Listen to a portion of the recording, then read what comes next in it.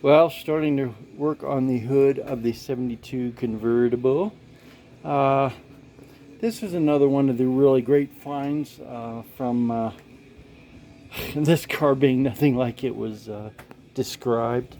This crack happened when it was really cold out. I was working on the car, and it's a big old hood. You try to take care, and I closed it, and it just cracked all over the place. So I'm going to start to be fixing this.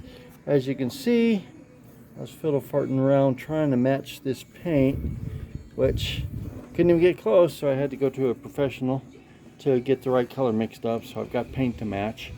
So now all I have to do is find how far this crap goes and get it all pulled off, re-prep the metal correctly, and then get this all fixed up. So part one. Oh yeah, no slipshod body work here. Holy camoly! I've got my work cut out for me. Oh my gosh, look at this. Huge dent. Look how thick that stuff is. And the metal, it's barely even gouged. Right in here, there's nothing to hold it down. Oh my gosh. It almost looks like this was done in another country. Wink, wink, nudge, nudge. I got my work cut out for me. Poor thing. Oh yeah, the fun has begun. The front fascia,